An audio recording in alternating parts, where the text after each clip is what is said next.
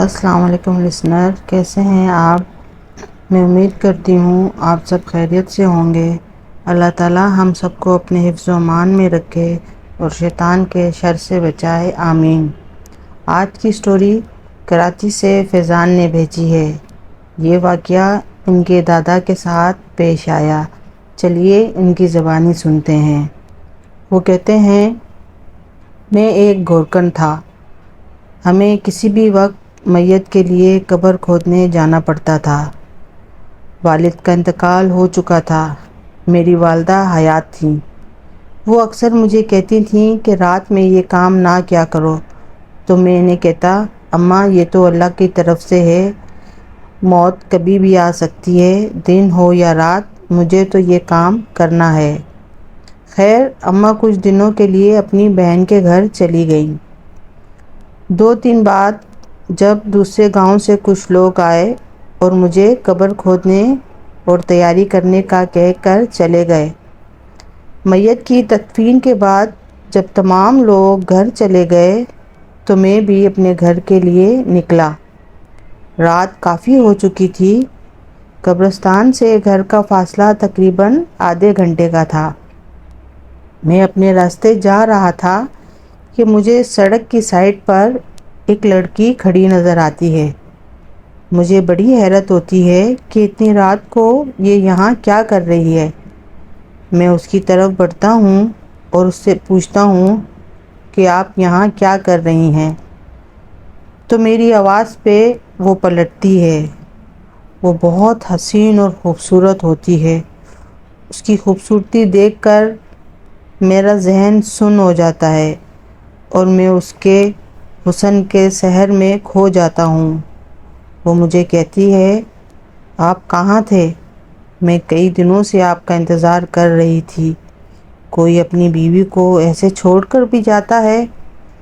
پھر وہ میرے ساتھ چلنے لگتی ہے اور چلتے ہوئے میرے ساتھ گھر آ جاتی ہے۔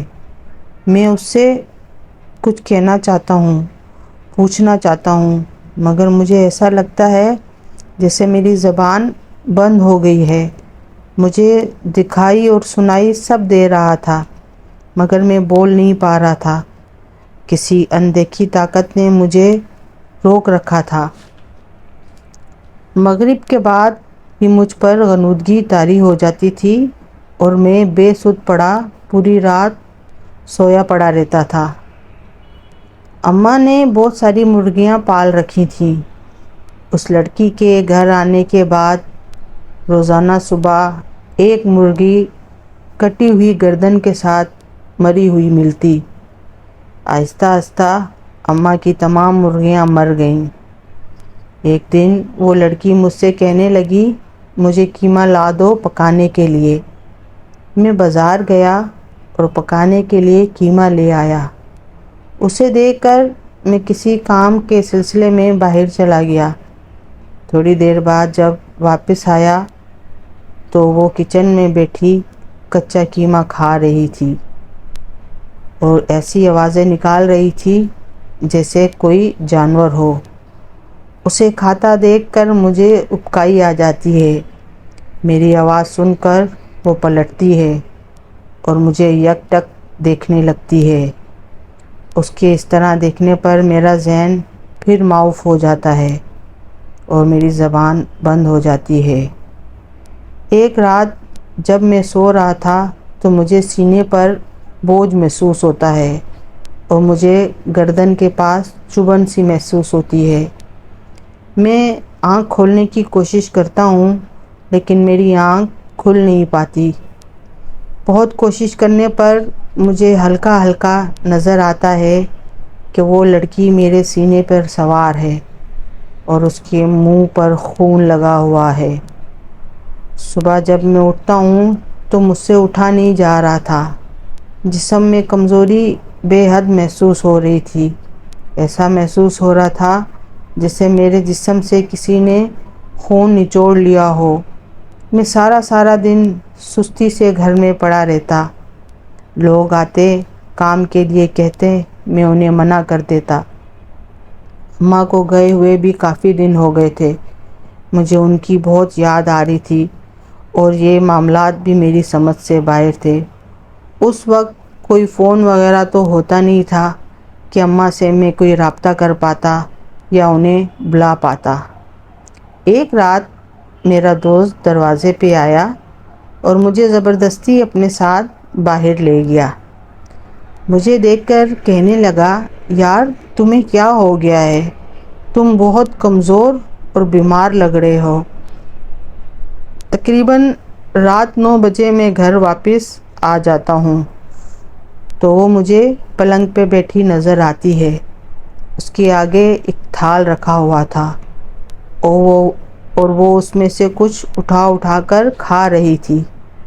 اس کے ہاتھ خون سے بھرے ہوئے ہوتے ہیں اور وہ ایک مردہ بلی کو نوچ کر کھا رہی تھی۔ یہ دیکھ کر میں چیختا ہوا باہر کی طرف بھاگتا ہوں تو مجھ سے پہلے وہ باہر کھڑی ہوتی ہے۔ اب میرے سامنے وہ لڑکی نہیں بلکہ ایک بوڑھی عورت کھڑی ہوتی ہے جس کی شکل نہایت بھیانک ہوتی ہے۔ چہرہ جھریوں سے بھرا ہوا تھا جن میں جگہ جگہ گڑھے تھے۔ ان گڑھوں سے کیڑے ابل رہے تھے۔ اس کے پاس سے اتنی غلیظ بدبو آ رہی تھی کہ بیان سے باہر ہے۔ میں باہر بھاگنا چاہتا ہوں مگر میرے پیر زمین پر ایسے جم جاتے ہیں جیسے کسی نے جکڑ لیے ہوں۔ وہ آہستہ آہستہ بڑھتے ہوئے میری طرف آ رہی تھی۔ جیسے ہی وہ میرے قریب پہنچتی ہے میں اپنے حواس سے بیگانہ ہو جاتا ہوں۔ جب مجھے ہوش آتا ہے تو میں ہاسپٹل میں ہوتا ہوں اور اماں میرے قریب بیٹھی رو رہی ہوتی ہے۔ مجھے دیکھ کر کہتی ہیں، تمہیں آج 10 دن بعد ہوش آیا ہے، تمہیں کیا ہوا تھا؟ میں ان سے کہتا ہوں، آپ اتنے دن کہاں تھیں؟ تو وہ حیرانی سے مجھے دیکھتی ہیں اور کہتی ہیں، بیٹا میں تو 2 دن کے لیے گئی تھی اور دوسرے دن ہی گھر واپس آ گئی۔ جب میں واپس آئی تو تم مجھے صحن میں بے ہوش پڑے ہوئے ملے۔ میرے شور شرابے پر پڑوسی جمع ہو گئے اور ہم تمہیں اٹھا کر ہاسپٹل لے آئے۔ ڈاکٹر تمہیں دیکھ کر حیران رہ گئے کہ تمہارے جسم میں خون کا ایک قطرہ تک نہ تھا۔ ڈاکٹرز کی کافی کوششوں اور ہماری دعاؤں کی وجہ سے آج تمہیں ہوش آیا۔ اماں مجھ سے پوچھتی ہیں کہ تمہارا یہ حال کیسے ہوا؟ میں تمام ماجرا شروع سے آخری تک انہیں سناتا ہوں، جس پہ یقین کرنا تو مشکل تھا مگر یہ سب میرے ساتھ ہوا تھا۔ میری حالت دیکھ کر انہیں یقین آ جاتا ہے۔ کافی ٹائم لگ جاتا ہے مجھے ٹھیک ہونے میں۔ آہستہ آہستہ میں ٹھیک ہونے لگتا ہوں لیکن مجھے یہ سمجھ نہیں آتا کہ وہ 2 دن اتنے دن میں کیسے تبدیل ہو گئے۔ مجھے تو ایسا لگ رہا تھا کہ میں کئی مہینوں سے اس بلا کی قید میں تھا۔ اماں واپس آئیں اور ان کے آنے سے میری جان بچ گئی۔ اگر اماں وقت پر نہ آتی تو وہ مجھے موت کی طرف دھکیل چکی تھی۔ میرے جسم سے سارا خون نچوڑ کر دوسرے شکار کی تلاش کے لیے غائب ہو گئی تھی۔ جو کچھ ہوا وہ سمجھ سے باہر تھا۔ آج تک مجھے یہ سمجھ میں نہیں آیا کہ وہ کیا بلا تھی اور وہ مجھ سے کیا چاہتی تھی۔ بس یہ شکر ہے کہ میری جان بچ گئی اور مجھے زندگی مل گئی۔ تو لسنر، یہ تھا آج کا واقعہ۔ میں امید کرتی ہوں آپ کو پسند آیا ہوگا۔ پلیز میرے چینل کو لائک کریں، شیئر کریں اور سبسکرائب کریں۔ اللہ حافظ، دعاؤں میں یاد رکھیے گا۔